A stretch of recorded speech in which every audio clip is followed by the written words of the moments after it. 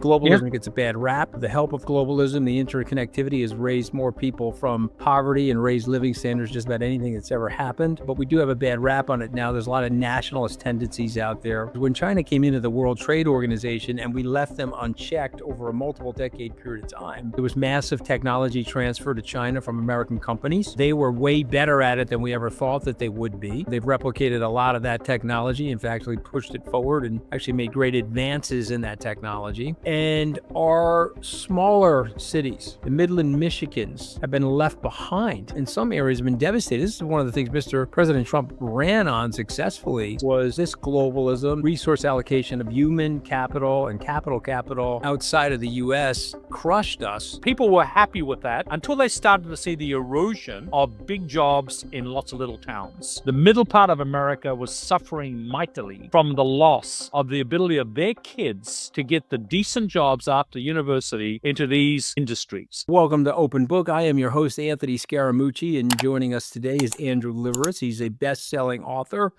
He's the former CEO and chairman of Dow Chemical.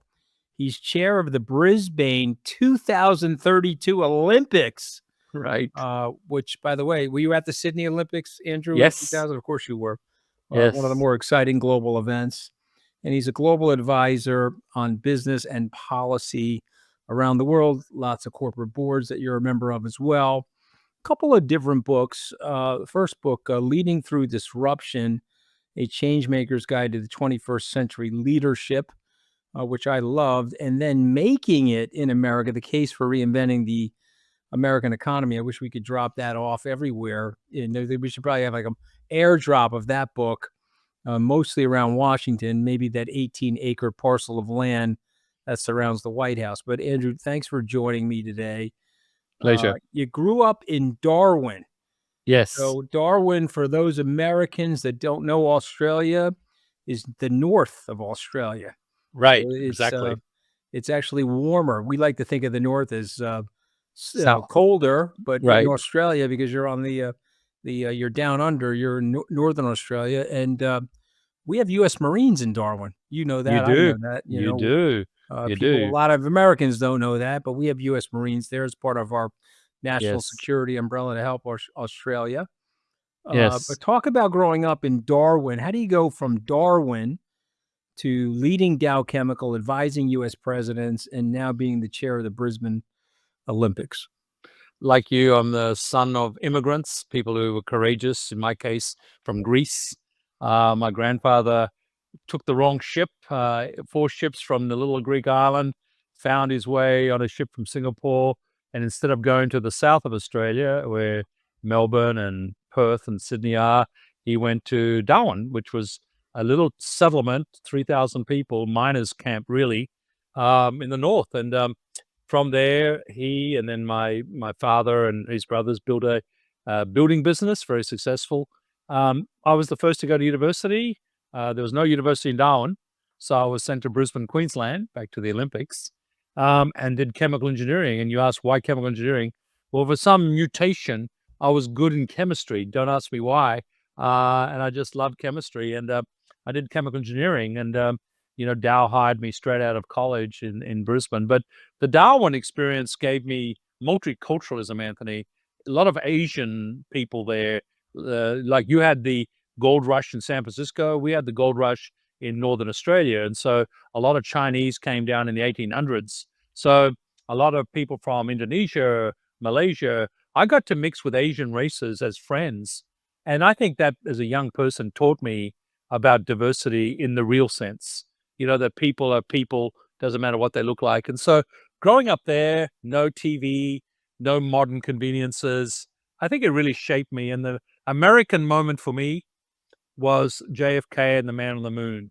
As a 9-year-old, that just told me that America was this wondrous place, that could do anything.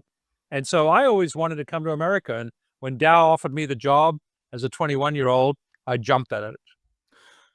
Well, I mean, there's a lot going on there. So I want you to drop that Australian false modesty for a second, and I want you to channel your American bravado, because you did live in America, right? Yes. and you had to run Dow from America. All right, what's the Yep. obscure town that Dow has its headquarters Midland, in? Yeah, Midland, Michigan, right. So you're in Midland, Michigan, living in, as we say on the coast, you're in America, which is America. not America. That's like the hot dogs and the NASCAR America. So, you have this ambidexterity to your personality. You get along with everybody. What do you Yes. attribute that to? Well, again, growing up in Darwin and multiculturalism, and then being of Greek immigrant parents, we were discriminated against as Greeks. I mean, we weren't the white Anglo-Saxon Protestant. So in Australia, to get ahead in my era, you had to go to the right school, very British in that sense. Mhm. And so I was a mold breaker because I absolutely challenged the conventional as a young person. And I really felt that that meant that I was inclusive and that you had to walk in other people's shoes, the proverb, right? To really understand them. So I never judged people based on things that I heard and read in the press, in particular the press. And so I'd lived experiences, and the American model of taking Australians as a English Mhm. speaking nation, Mhm. and putting us in different places. My early assignments in Dow were all in Asia, and I loved it. I went to China Yes. when it wasn't a thing, and I put it down to that, and that gives me inclusiveness as a primary way of doing work and business and relationships. Relationships to me are everything. I was surprised by your book. I'm gonna tell you why, because I saw you as we've gotten to know each other. Yeah, Obviously, you're an incredible, amiable person, very personable, but you're an entrepreneur. And when I read the book, yeah, I was thinking, okay, Andrew's obviously a great guy, incredibly personable. He's got to be this corporate leader. Dow is in the S&P 500. He's got to yeah. have this sort of regimentation to your personality and this corporate structure. There was none of that in the book. I would recommend this book to any entrepreneur that I come up with. So why is that, and how were you able to maintain that despite this illustrious multi-decade career in corporate America, or global, let's call it global Yeah. corporate society, if you will? I gotta give you a simplistic answer, as I'm prone to do. Time zones. I grew up in Asia, doing business in Asia, where Midland, Michigan, the hitherto is headquarters in the middle of tundra, nowhere, Michigan, was 12 time zones, 14-hour time zones away. And before email and all the things that we're used to today, back then, you had to make decisions on the spot. And so I learned that I didn't need the corporate policy book to do what I needed to do to give Dow a front advantage, and I became a corporate entrepreneur. And so when I was selected in to be CEO, and I was asked to come to headquarters, and they could smell me and see me, and see me in the corporate headquarters. I was a building entrepreneur from day one, and so when I made the pitch to what I would do with Dow, I said, we've gone to sleep. We're 100-year-old calcified enterprise that was great once and has lost its way. I would change how we operate. I would change the culture. I would be a culture buster, and I would bring entrepreneurism back to, in this case, Dow, but the chemical industry in general. So they wanted me for that reason. And I said, okay, you hire me. I am not going to rest. I'm going to change us. I got to tell you, that was easier to say than do, changing 60,000 people to being entrepreneurs when they're used to the corporate rule book.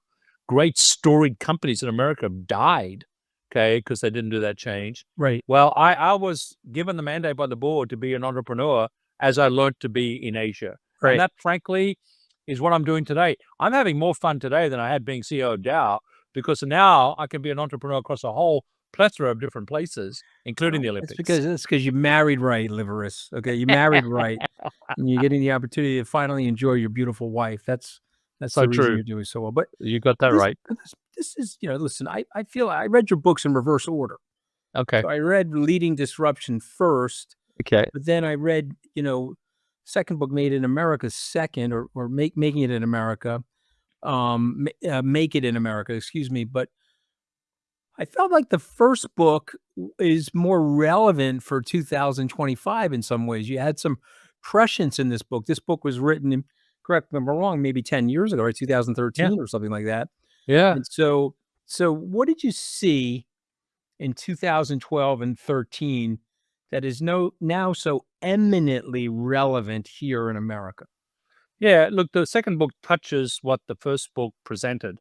I was CEO for 7 or 8 years, go to Washington very regularly, and frankly, it was like getting root canal surgery on a daily basis. I would go to Washington and talk to legislators and people in the executive branch, and I would get nowhere on what the American competitive advantage needed to be from a policy point of view. I was getting told what the policies were and had to be based on political expediency. In other words, what gets me elected.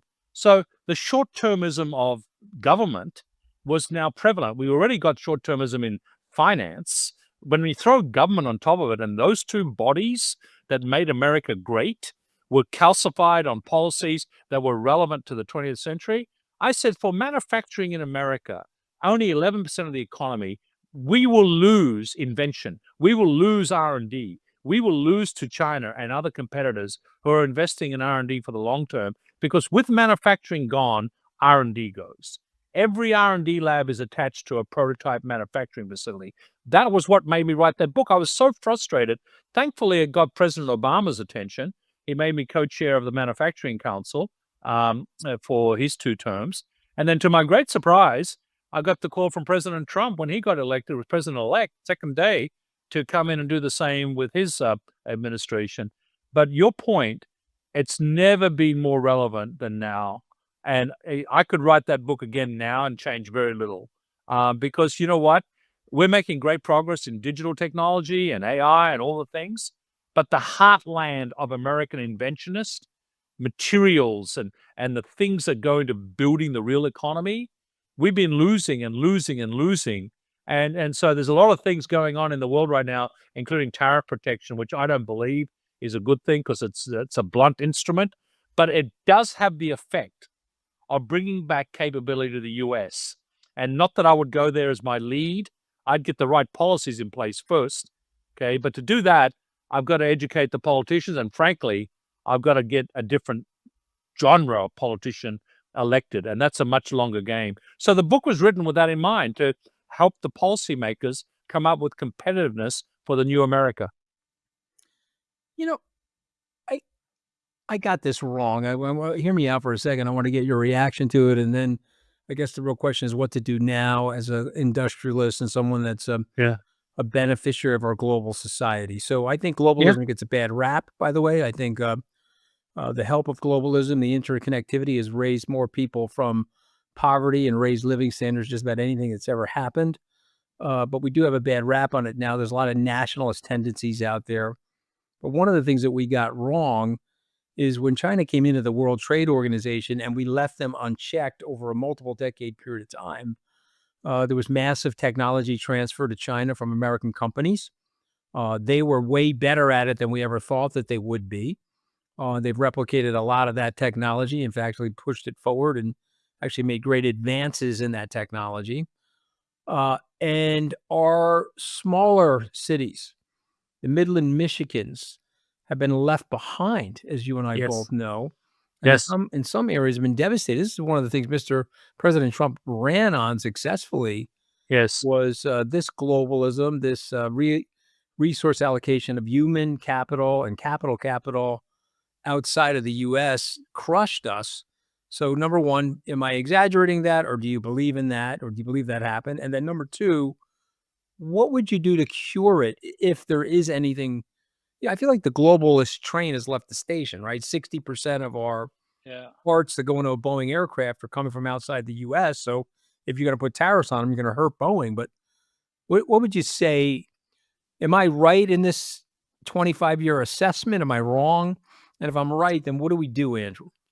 Globalization 1.0, the WTO ascension of China, early 2000s, was the right move if you paralleled it with an invention economy in R&D and sciences, and said, for these sectors, I've got to grow in the US, I've got to grow in the only consumption society on the planet. Remember, what made Globalization 1.0 work was US consumption, and the US ability on its balance sheet to take on infinite debt, which is a whole other topic. So that consumption model, Europe was not a big consumer, China was barely a consumer. meant that all the capability was being built outside the US to supply the US consumption model. And people were happy with that until they started to see the erosion of big jobs in lots of little towns. The middle part of America was suffering mightily from the loss of the ability of their kids to get the decent jobs after university into these industries. And pick your favorite sector, automotive, chemical, you name it. They all suffered. Materials, science, aluminum. So globalization 1.0 was bound to run out of runway if different consumption societies didn't get created. And here's the problem with the different consumption society created in China, and for that matter, Japan, now the forerunner to China. They have barriers to entry for foreign multinationals. They create not just financial barriers, but specification barriers. I used to say about Dow, we were big in every country in the world, but I could never be big in Japan because they created specifications just for Japanese companies. So the non-tariff tariff barriers meant globalization 1.0, equal access to every economy, was doomed to fail. So now we've gone too far. What's globalization 2.0? Well, I think we're going to see the reinvention of supply chains coming from countries that accept our labor standards, accept our environmental standards, and enable equal access to their economies. So then you select in countries to do business with. Globalization 2.0 will be regional alliances, Anthony. And who will be the forerunner and creator of those? I'd like to think the policymakers and the politicians, but honestly, they don't understand the globe the way business people do. So what you need is to have business people at the table working with policymakers to say, how do I create equal access? How do I make my trading partner do what I do to treat citizens well on those standards that I'm talking about? The Dows, the IBMs, you name the companies, the companies that are big around the world understand this. When I was the general manager of Dow in Thailand, I had to build Dow chemical plants in Thailand. And if I went by the Thai standard, they would never, ever be approved in the US. So what Dow did, I had to build them by US standard. Today, every Thai plant is built by the US standard. We exported our standards so that Thailand could benefit from it. Those regional alliances, people are seeing the tariff question as just a pure financial penalty one way or the other. What they've got to see is it's creating a new trade paradigm, forcing countries that took advantage of the US consumer to open up their markets on equal standards. That, for me, is globalization 2.0. Well, I think it's very well said. I want to go to something in your book that I admire this about you. You talked to prime ministers, presidents. You mentioned both Trump and Obama, which I should probably call Trump and let him know that you were tight with Obama. That would really set him off. You know what I mean? Because that would He knew it. He knew it. Yeah, He knew it. He was I trying to make know. a point. Yeah, no, I know that stuff sets him off. But anyway, first of all, how do you create that chemistry? And then, without giving up names, tell us about one conversation behind closed doors that really struck you. Where you saw leadership at its best or worst, or I think what sometimes happens to people that are not close to leaders, Andrew, is we either demonize them or we create this heroism and hagiography about them, where, as you and I both know, neither are true. They're just human beings in high-profile positions, high-stress positions, ambitious and smart, certainly, but also prone to the human foils that we all are, the vulnerability that we all have as human beings. So tell me something. Give me some instruction. Give me some guidance. A lot of young people listen to this podcast, and tell us something. Everyone's putting their pants on the same way. And tell me some good things and some bad things that you've seen. Again, without names, just concepts. I'll give you a couple, including one's in the book, but one that isn't. But I want to sort of lead with this notion that I learned in Asia, and I've created an academy at my alma mater at the University of Queensland. Got 110 scholars there where we're teaching this, and this is a very important thing for young people, to your point, and people who listen to your incredible podcast, Anthony, which is, I learned a long time ago the 2 ears, 1 mouth philosophy, to be an incredible listener and to make sure that I hear people when I listen. I see them, because I think we in our short-term ADD-driven society, we are losing that ability to be not just great listeners, but then internalize the message and then reflect on it and come back with an answer and a measured solution or whatever it is, and even an opinion where people say, "Okay, he's thought about it. He says this is actually something that matters." Giving that respect to anyone, I will tell you that my time at Dow's CEO, I gave as much time to the janitor and the person running the forklift truck in the warehouse. I'd make a point of when I visited a Dow site, I'd be in the factory listening to the control room operator and making sure I was hearing what they were saying about their roles. And I would educate them back on matters, for example, trade and what we were doing to help preserve their jobs, whether it's in the US or elsewhere. So that skill I learned early. I got taught that by some great mentors. A couple of moments that I've had over the years that showed me the point you're making about human vulnerability at every level. One of the top vice premiers of China, when I was going to China in the 90s, when it wasn't vogue, I got one-on-one audiences quite often. One vice premier in the early OOs, when I was CEO, just CEO, um, shared with me this incredible journey China's been on from a personal level, told me his backstory of being persecuted under the Mao era, the massive revolution that occurred creating the communes, and how he came through that as a young boy all the way to being vice premier. And he said, what the West gets wrong about us is they don't realize that our human story, okay, is very fresh in our minds. Your story is 200 years ago of revolution, where you had to lose people in a massive, revolution against England, and then you had your own civil war. That effect on your society is long gone. Okay, in other words, you're not living that anymore. We're living what happened to us. And you know what happened, Anthony? He teared up. He teared up. He said to me, I have a huge responsibility to the millions of people in my country that never had that opportunity. And now that I'm in this role, that's what I'm geared to do. I'm going to, give them the opportunity. And you know what? He said to me, democracy is not our answer right now. Okay. It may well be one day in the future. So that was a very human moment that I had with that vice premier. And then the one that I do refer to, I mean, I met Lee Kuan Yew, the creator of Singapore, okay, when Singapore was struggling in the 80s and 90s, and listened to him on a one-on-one basis about his vision. I mean, he was envisaging the 21st century, okay, in the middle of the 20th century. I mean, this is why I'm doing so much work with the Crown Prince of Saudi Arabia. I see these visionary leaders that come around, and then when I get close to them by being good listeners and hopefully good advisors, like Lee Kuan Yew, I see that they have a perspective that helps them be resilient through the tough times. And this is what I want young people to learn. I want them to learn that being knocked down or seeing the short-term setback is an opportunity to actually create the long-term better answer. And I teach that at the academy, and it's basically how I was taught. So I'm an optimist by heart. I'm resilient. I'm persevering. I persevere, and I never give up, and I live life on the numerator, not the denominator, like I talk about on the book. I think that's very important for young people to learn.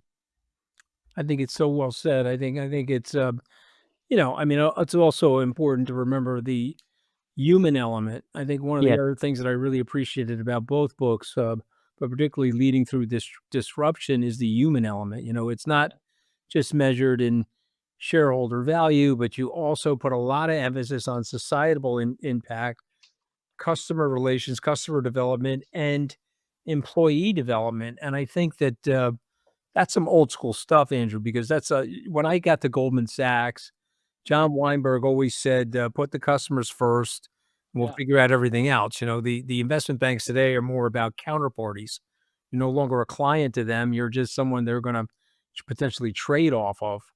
But how do we embolden that? How do we get that message from your book to as many people as possible?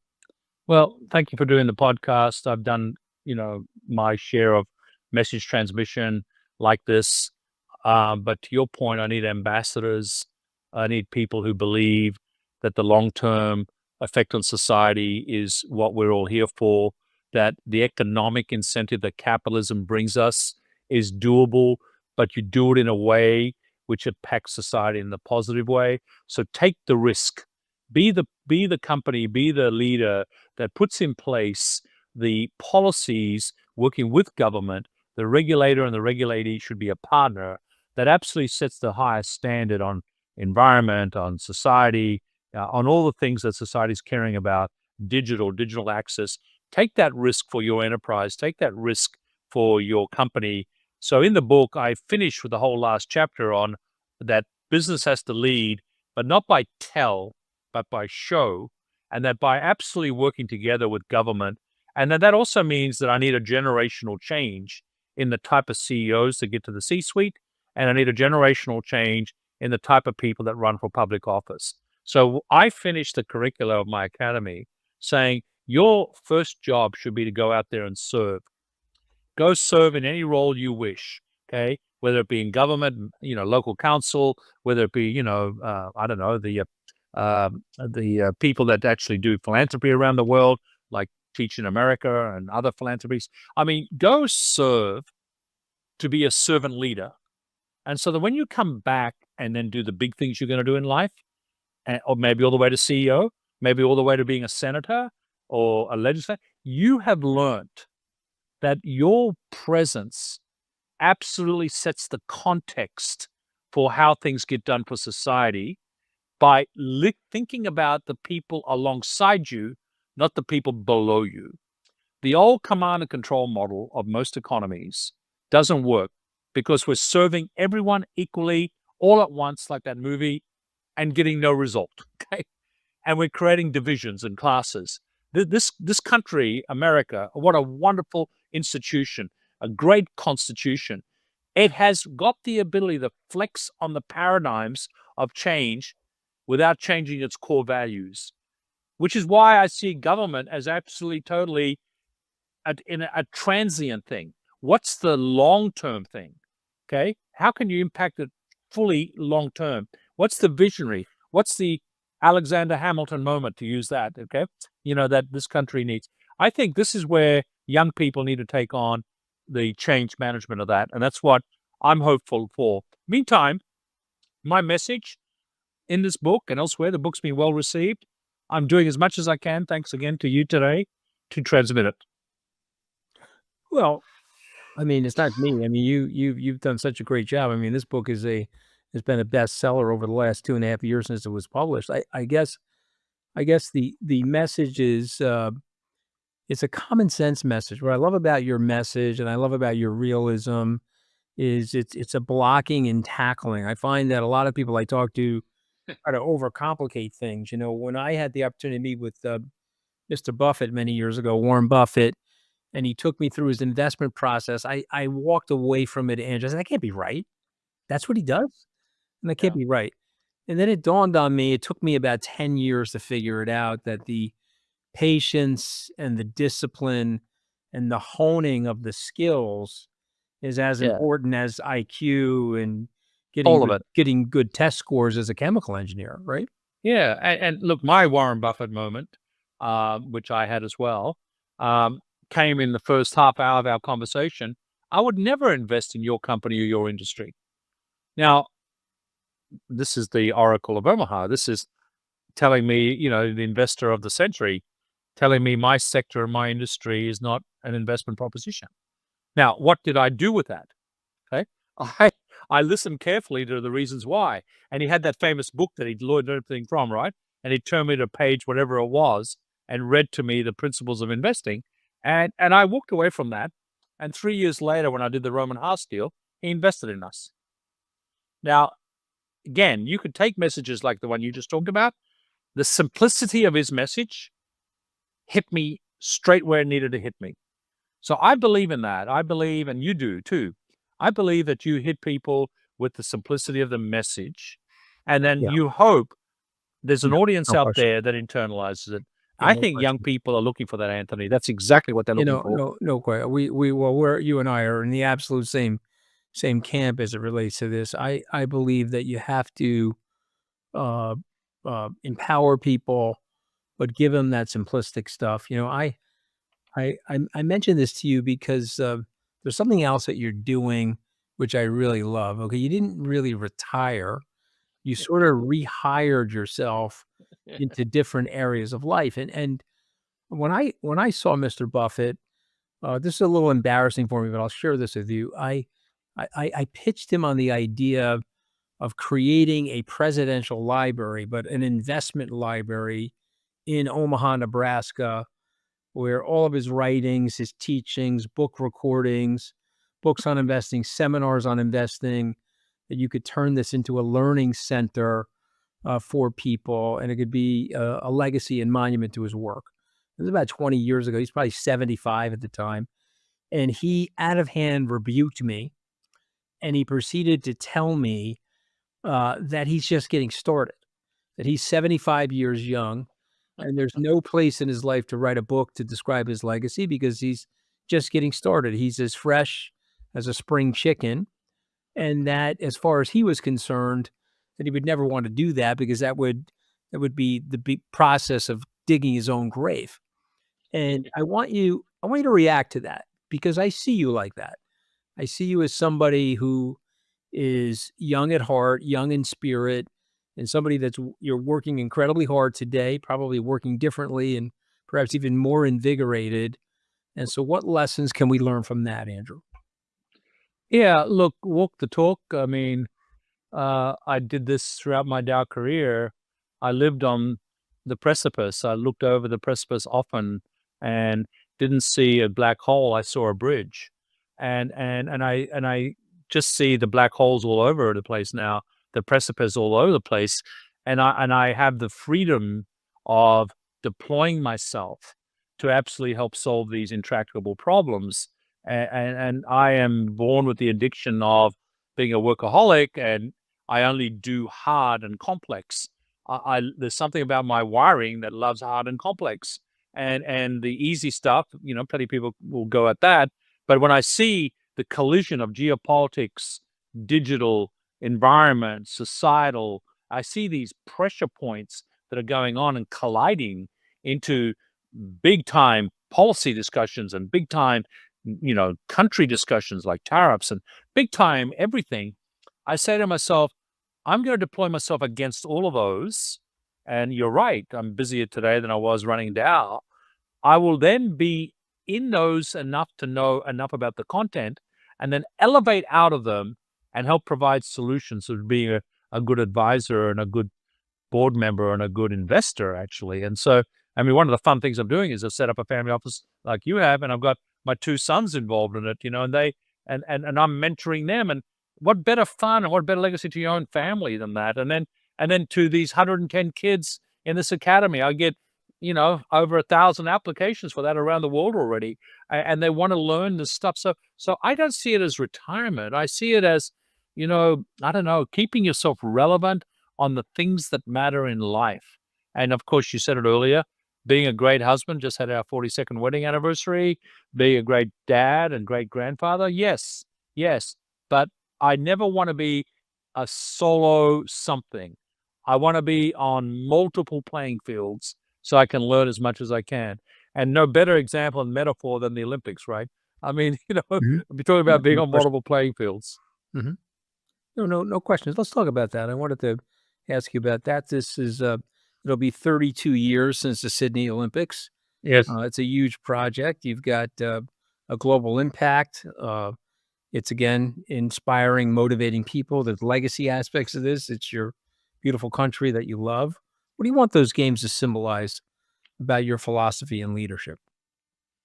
Thank you for saying it that way. I've just come back from a trip to Japan with the Queensland State Premier, and we were on a trade mission advertising the benefits of the state of Queensland in Australia. But of course, the Olympics became a centerpiece. And in the room, I could see the dozens and dozens of people we were talking to, CEOs and chairs of major Japanese corporations, politicians, you name it. I could see that the Olympic brand elevates the conversation. It makes people think people to people, not people against people. It makes people think of excellence and performance. And yes, gold medals for my country. It makes people think about equality, like Paralympics and Olympics now has become an equal brand. And, my peer, Casey Wasserman, who you know well, out in LA, is putting a lot of effort into that. And so what I want the legacy that I have on presenting the two games in Australia is, of course, number one, to show the Australian attribute, warmth, hospitality, friendliness, good-naturedness, amazing location in terms of geography and nature, our addiction for sports. Yes, all of that will be on display. But I also want, because of my unique position in life, I want to show that globality, you touched upon this earlier, globality is a good thing, okay? It enables things to happen. I have an impression, an image from the Paris Games. I've toured the village during the Paralympics. I went to Osserbock, which is a company out of Germany's facility in the Paralympic Center. It had prosthetics and artificial limbs and all that available for the athletes to come in. They showed me the countries that would come in every 4 years and replace their limb with modern technology free of charge, subsidized by the Olympic movement, and the previous manifestation of their technologies. And it elevates humanity equally to have access to that. That's what I want all of us to feel after these Olympics. That, yes, it's a sport event, but it's a human event, to your point about human element. And I want that presentation to be on full display. If not us, by the way, then who? We're a first world nation. God bestowed upon us incredible gifts of natural resources. We have a manageable size population. We live an incredibly charmed life. We live the lucky country, as we're called. If we can't do it, then who? I want us to be the displayer of that.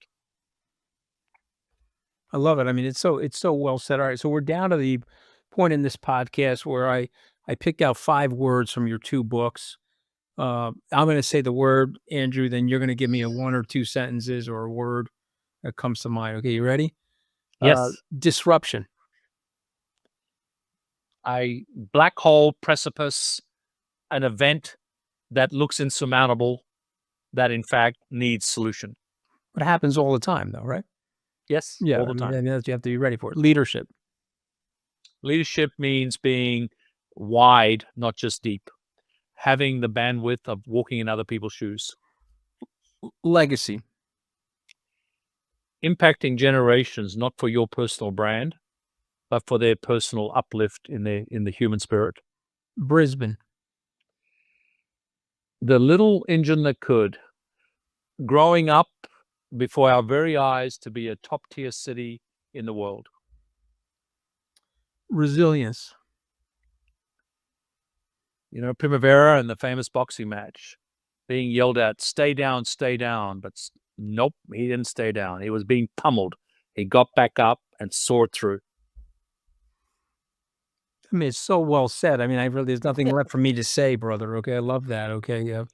I appreciate you joining us on Open Book. The title of the book is Leading Through Disruption, and the second title is Built in America.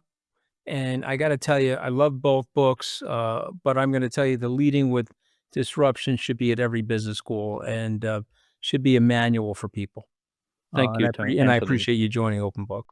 It's always great to be with you. Can't wait till we're together again. The best books that I ever read, it wasn't just that they were fun. It was like when I walked away from them, I felt changed internally. And I started thinking about things otherwise I never would have focused on at all. And humans do that. It changes who they are because you carry forward that perspective throughout the rest of your life. You look at the world differently, and that's what really good books do. When I write books, I try to examine the humans in it. It's not just an action story. I want you to dig down and what drives people to do stuff like this, whether it's good or bad or in between. And guess what? Good people do bad things, and bad people occasionally do good things. So that's what's so complicated about the world. I want people to get off their phones and actually live life again. I want people to relate to people and try to understand them and not stare at things on a screen, because we're missing so much in life. And the older I get and the more books I write and the way the world is these days, my message in these books is, let's go back to being human beings again. And if I can help you do that by showing that human beings are really, really complicated, they're really, really fun to take apart and see what makes them tick, it's a better way to spend your time than doom scrolling. Welcome to Open Book. I am your host, Anthony Scaramucci. Joining us today is David Baldacci, who has a amazing new book about to come out, Hope Rises. How many books now, David? 50? I think all told with my young adult stuff, it's like 60 books, but I stopped counting a while ago. All right. Well, I'll confess, I was a 32-year-old man when I read a book. I picked it up in a bookstore called Brentano's, which is no longer around. Right. And the title of the book was Absolute Power. How about that one? Remember that one? Long time ago. I wanna start with your background, your legal background, how you got into storytelling and to become this prolific, incredibly successful writer. Then we're gonna talk about this amazing book. Yeah, so I grew up in Richmond, Virginia, the old capital of the Confederacy, and when I was born, segregation was still legal. Civil Rights Act had not been signed yet, and books were sort of my safe space, and that's where I got my worldviews from, just reading lots of different books. I like to say I sort of travel the world without a plane ticket or a passport through books. And my mom gave me a journal when I was 7 or 8 years old because I like to tell stories and tales, and I guess she needed a little bit of quiet. She told me later she just wanted to shut me up when she gave me the journal. So I started writing little short We stories love down. we love honest moms, David, right? We love honest moms. I still remember she said, "You had gotten on my last nerve, boy," which was, quite clear. And I kept writing, through high school and college and law school. I wrote short stories and novellas and screenplays. I just loved to tell stories, but I went to law school. I became a lawyer. I moved to Washington, D.C. to practice law. And I did that for about 10 years. But I was writing that whole time. I'd written a script that was gotten a lot of hot, attention out in Hollywood. I thought that was going to be my big break, and it fizzled out, didn't happen. And my law office was near the White House back then, and I would see the president sometimes in the motorcade and all that stuff. And I was an, history buff, and I'd read about Kennedy and all the trysts and affairs he had. And I thought, what if I had a president who had an affair and something really bad had happened, and they had to kill the woman, and there had to be a cover up? I thought that could be an interesting story, and that turned out to be Absolute Power. You have the formula, okay? There's a few people, and I'm a book lover, and this podcast is all about interviewing authors, okay? But you have something in these books where it makes the brain thirsty. You can't, I had to stay up 2 o'clock in the morning finishing this because I was like, "All right, I gotta get another page and another page." And so let's talk about Hope Rising because it's the sequel to Nash Falls. I don't want to give too much away to people, but this is sort of a new story for you. Who is Walter Nash? Let's start there. And how do we find him at in the story arc from the first book into this book? So in Nash Falls, Walter Nash is a businessman. I mean, he's different from anybody I've written about before. He's, never fired a gun in anger, never lifted a weight, never been law enforcement, never been with any federal agency. But he's done really well. He's achieved the American dream. He's done everything they were supposed to do. He went to a good school, he worked hard, he made money. He and his wife and daughter have a nice life. The only smudge in his relationship in his life is with his father, who he was estranged from. His father was a Vietnam veteran. They had a falling out. The beginning of Nash Falls, the first book, he's going to his father's funeral. And he goes to the funeral with his wife and daughter, and his father's best friend from Vietnam gets up, gives a eulogy, and trashes Walter Nash in front of everyone, which is just an horrific sort of event for him. He goes home, and late that night, he's out in his backyard trying to process all this. And then out of the darkness, this FBI agent shows up and gives him a choice. He said, the organization you work for, you made all this money from, they're a criminal organization. So here's your choice. One, you can work with us and lose everything you have. Or two, you don't work with us and you lose everything you have. Those are the choices. And that really sets Walt Nash off on this journey, to try to bring this organization down. And he does it with enormous personal cost. And then we come to Hope Rises, where he has changed who he is completely, physically and mentally and emotionally. And he's sort of right in the monster's lair. He's on the inside trying to bring this organization down in a different part of the world. And then I throw him a lot of curveballs because, look, when Nash Falls ended sort of mid-story, I got like 10,000 emails from people who were royally pissed off that I had not finished the book in the first novel. But I needed an entire second novel to finish the story. And I think when you read Hope Rises, you'll understand why. It's an incredible book. Again, I don't want to give too much of the book away, but this is a guy that goes from a mild-mannered business person, He then becomes this physically imposing, tattooed operative operating under a false identity, you know. I mean, his wife doesn't even recognize him. Okay, so this ordinary man becomes unrecognizable. And I guess, is that something you have thought about in your own life? I have thought about that in my own life. I want to become Johnny Rambo. Everybody that reads this book has like a little bit of, hey, I'd like to be Johnny Rambo. Is that Yeah, something you thought of? I've gotten a lot of emails from people who's like, yeah, can you teach me close quarter combat and all that? And can you teach me how to shoot a gun really well? And can I take 5 guys out, at the same time? For me, I think one of the themes I wanted to draw from the book was that you can do everything right in life and still get knocked on your ass, and then what do you do? Do you just curl to the fetal position or you get back up? And yeah, and the fantasy of, going to this guy who can take care of himself and be an action figure is a very cool one, but you also have to realize that he's lost everything, everything he really cared about. He never wanted to become this thing. He was perfectly happy with his life. But I also think that as I was thinking about the world in general when I was writing this novel, I was thinking that a lot of people who did the right thing ended up losing everything they had through no fault of their own. And then what do you do after that? And I bring Nash along to say, I'm not saying this is the perfect model, but you get back up and you keep trying. But there's so much in here, right? I mean, there's a little bit of Sophocles in here too, right? He's got the whole identity crisis. He's trying to rationalize what happened at the beginning of his life and how he's different from his dad. Forgive me for saying this to you, but I'm Italian. You're Italian. The book is about revenge, David Baldacci. I mean, come on, right? Am I wrong? I know it is. It I mean, is. I'm And biting into this book. I'm thinking, oh, everyone's going to get theirs. Okay. Do you see revenge as something that drives people forward and in some cases consumes them, David? I've seen that in my life. People can let that one emotion not only overtake their lives, but bend their will in ways they never would have done before. It can be really debilitating. It's kind of like doom scrolling on your phone all day and spending Right. 10 hours past and you're never going to get those 10 hours back and you probably haven't learned anything more that you didn't know before. Yeah, no, it's all dopamine addiction. No, I'm with you. But I think the thing about your books that I love is human nature. I think the best fiction writers are people that understand the inside conversation.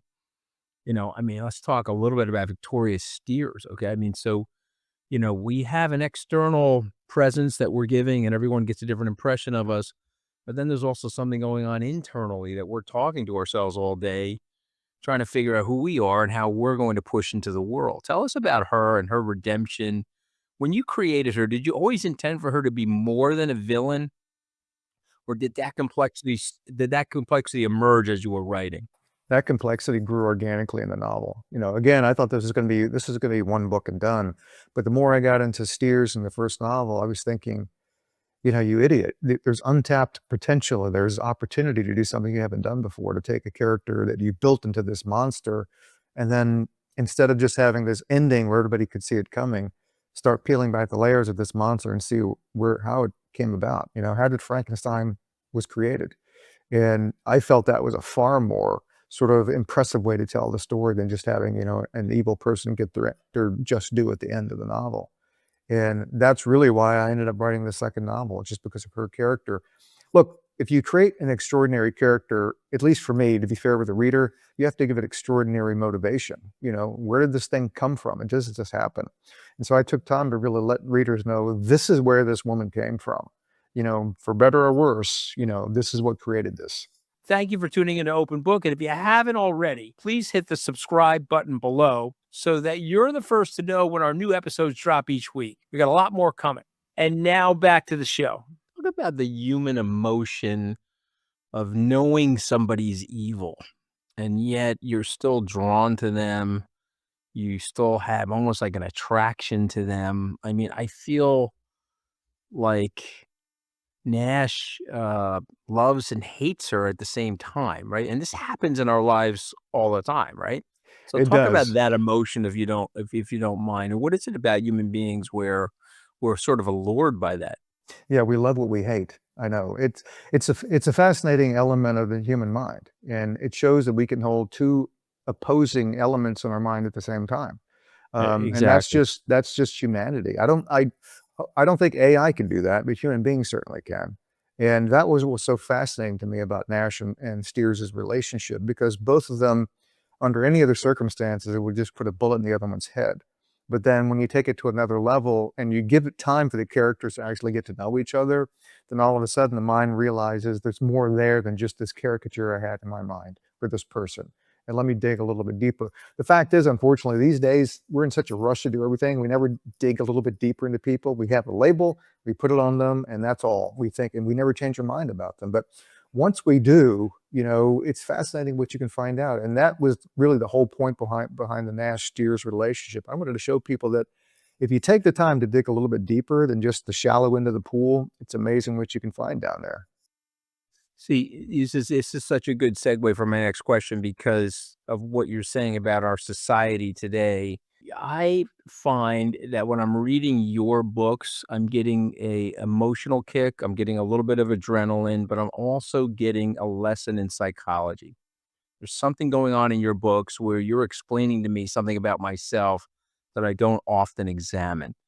Is that intentional, sir? And if it is intentional, do you take a theme like that through each of your books and say, okay, I'm going to tell this story, but when you're done, you're going to say, whoa, there's something here about you in this story. When I was a kid, the best books that I ever read it wasn't just that they were fun. It was like when I walked away from them, I felt changed internally.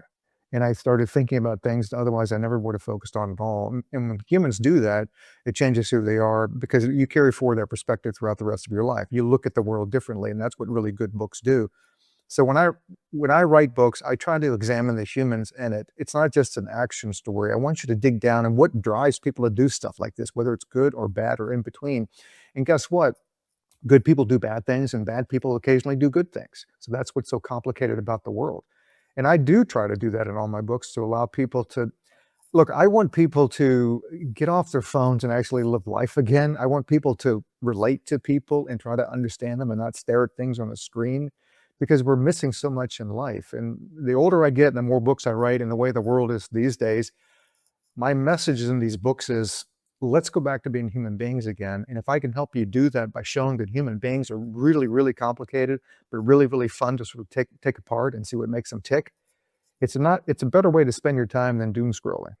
I'm with you, and I'm gonna mention some of these people that I've met when I'm not doom scrolling. Okay, Amos Decker, Yeah. Alalocious. I think I'm pronouncing it right, but man, that is one Southern name, Baldacci. I mean, whoa, Alalocious Archer. Okay, and others, of course. But what makes Nash? What makes Walter Nash different? What's the specific emotional or thematic territory that you're exploring here where you didn't explore with others? I mean, I know it, but I want you to say it to the audience. Yeah, so like Amos Decker, he's a detective. He is a policeman, so he chose that life, that profession. Archer he's a detective in L.A. in the '50s. He chose that profession. He chose that he wanted to live his life that way. Walter Nash chose none of this. He didn't want any part of this world. He was perfectly happy with the life that he had, but he was involuntarily thrust into this nightmare, and then he had to try to make sense of it, and then not just make sense of it, he had to survive it. And then on top of that, he had to avenge people that he really loved and cared about. So for him, I threw him the most difficult challenge I've thrown any of my characters before. Here's a guy who does not want to be in this book, but he's in the book, and now he has to get to the end of it. Oh, yeah, but I mean, the other thing is like, when you've written your past books about people that are having affairs, they're living these dual identities and they're almost double agents in their own lives, right? They're talking to their wife in one way, they're talking to their mistress in another way. And I feel you capture that with Nash. I feel like he's working for the FBI, but he's inside this criminal empire simultaneously. And so, what does that say about the double agent existence and about the nature of loyalty and identity? What were you trying to capture there? I wanted to let people say that you can play two dissimilar roles at the same time, and people do that all the time. I'm not just talking if you're a spy or not, but if you think about the course of your day and who you deal with and who you talk to throughout the day, you may become one person during the morning when you have to meet with a certain set of people. And then during the evening when you have to be a different person, you change. You're a chameleon. We all sort of do that. It's just to what You the you degree you we do you that. mean I'm not screaming at my billionaire client like I am at my 11-year-old son? Is that what you're saying, David? Probably so.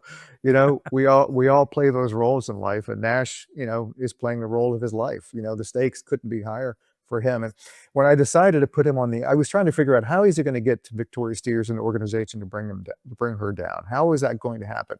Could he do it externally? Very difficult. Do I have to put him into the lair of the monster? That seemed to me to be the only feasible way to do that. And in order to do that, one, I had to have him change his appearance. He couldn't be Walter Nash anymore. But then he had to change everything else about him on the inside. He had to stop being Walter Nash from his soul all the way out. And that's really hard for people to do. And and it's throughout the book, sometimes he came really close to the line of messing up, screwing up, making a mistake that would have exposed him. But that just heightened the tension of the whole story. One last question on this character development, if you don't mind. When you're building this criminal empire, you have legal experience and you have taken, like me, I went to law school, you took criminal procedure. So do you think about the operational logistics that are going on here and the potential vulnerabilities at the same time? And like, if you yourself had to prosecute the case, right? A lot of that feels like it's in the book as well, right? It's almost like a legal brief inside this book. It absolutely is, because at the end of the day, I mean, you bring people in, you arrest them, then you got to prosecute them, and not just that, you have to convict them. If you don't, they walk away and double jeopardy attaches, and goodbye. They go on with their life. So I needed to give that, throughout. The FBI agent, and Walt Nash is not a lawyer. He has no clue about any of that stuff. He's a businessman. He knows some stuff, but he's dealing with the FBI, and the FBI is telling him, this is how we have to do it. This is how the evidence we have to collect. We have to be careful about how it's collected, or else it's not going to be admissible in court. And Nash, he really doesn't want to hear that. He just wants to get through the day, each day. So he's living under a different set of pressures than the FBI. But also at the end, you have to realize that there's a legal process, there's a rule of law in this country. And if you're going to successfully prosecute someone, you have to dot the I's and cross the T's. If you don't, it was all for nothing. I feel also from your writing style, again, you're just, some writers got the whole book, they take an outline and they're going chapter by chapter and they delve into it. But I think what makes your writing for me so interesting, I sometimes feel like, whoa, that character is going in a direction I did not predict. And I'm wondering, is that planned, David, or did Nash ever take a story somewhere where you had him planned? You're typing and you're like, I'm thinking I'm going to go this way, but wait a minute, I'm going to go that way. Is that happening to you? Are you calling audibles? Use a football expression. Are you calling audibles I do and that. switching things? I do that all the time. And I'll give you another football analogy. I like to think that I write in the trenches. I've tried to write from outline. Never anything that I put in the outline actually ends up in the book. It's a waste of time for me. It works for some writers. It doesn't work for me. I like Right. to Well, I write in the feel that from your trenches. writing. What's that? Not to interrupt you, sir, but I feel that from your writing. I Oh, think yeah, that's what yeah. makes writing so fresh. I'm like, this guy Because doesn't. I mean, when, I feel when, like you're typing while I'm reading. You know what I mean? Like, all right, let me go. Let me go exact, again. See what he's doing. Right. exactly right. And when you're reading the novel and you go, wow, I didn't know that Dash was going to go in that direction. Then fast, go back 7 months. I'm sitting in my computer going, wow, I didn't know Nash was going to go in that direction. So I always give this analogy about, being in the moment and where you're thinking the best. So if you're Tom Brady in practice, you know that nobody on the defense is going to touch you. They're just not going to touch you. So where are you thinking the best? Where do you see everything crisply, all 11 guys on the other side, and you're making your best decisions? There's no pressure. There's no stress. If he's playing in a game where 11 guys on the other side want to kill him, that's where the synapses fire off faster. That's where he's processing. That's where everything slows down and he sees the field. When I'm writing in the novel, that's where I am. If I'm in an outline, I'm in practice. I'm in football practice. I can always say, I haven't figured that out yet. I'll just kick the can down the road. If you're writing the novel, there's no kicking the can down the road. You have to go to another level to really dig out what needs to be written at that moment. And that's where I do my best stuff. You're doing this a long time, about 4 decades roughly, right? Tell me for all of us listening in, is it better now? Are your characters emotionally deeper? Is it, there's nothing formulaic about your writing. So it's not like, like, in other words, I hate to say this about certain writers, like read the book, there's a plot, there's a this, there's a that, you know what I mean? And then, okay, his next book's coming, it's going to be more or less the same. I feel like this is like, you're a little bit like Warren Buffett, like you evolve your writing over time. So tell us about that evolution. Yeah, you're spot on with that. I never had this ambition to be best-selling, any type of writer. I spent 10 years of my life writing short stories just because I like to tell a story. So for me, it's always about learning the craft, getting better. I think my early books, I was too verbose.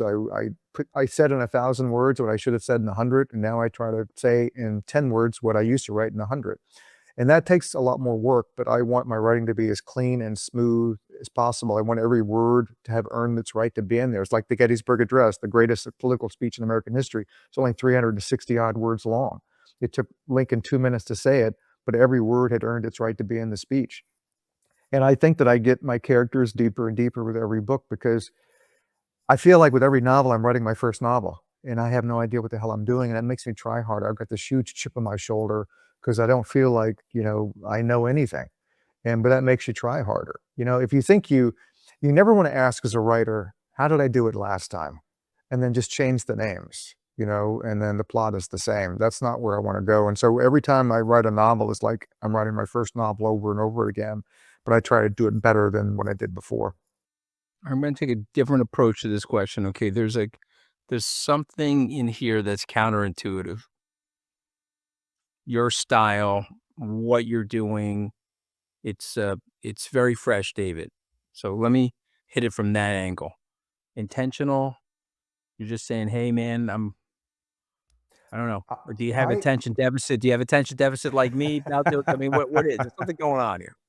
I what I like to do is people say, "Where do you get your ideas from?" Well, I wake up every day and I walk out the door and I just look around. I don't stare at my phone. I just see what's going on around the world. I read a lot about what's going on around the world, issues that are important to me. I try to process it and go, okay, how can I take a fresh perspective on that and turn a real life event or a feeling or a theme or an emotion and set it in a fictional novel? How can I do that to show people that if they're not thinking about these big issues out in the world, how can I show them when they pick up the book, they read a really exciting story, but they come away thinking, wait a minute, now that I think about it, he was actually maybe trying to say this. Maybe I should start thinking about that a little bit more. Oh, let me look at this. There's a news article about this that's going on. And maybe those two tie together. Because at the end of the day, you know, I want to write exciting stories that people have fun and they're page turners. I get that, but I don't want it to stop there. I don't want, I want people to keep thinking about this stuff, you know? Well, I mean, listen, you're writing. When I think of David Baldacci, I think of a lover of humanity, and I mean all the complexity of humanity: the good, the bad, the evil, the indecisiveness, the impetuosity, the planning. I mean, the whole emotional spectrum of humanity. I feel like you will take the good and bad. There's an unconditional love that you have for the human species, okay, and it comes out in your writing, sir, and so that's why I'm always drawn to your books. Okay, so we're down to the point in the podcast where we've got 5 words. My producer and I pluck these words out of your book, Okay. and so I'm gonna say the word, and then you give me, like, a sentence, okay? All right, and since you're Italian, maybe give me 2 sentences on the first word, okay, you ready? Revenge. Yeah, Revenge, David. it's always a dish best served cold, and you get a hell of a lot of it in this book.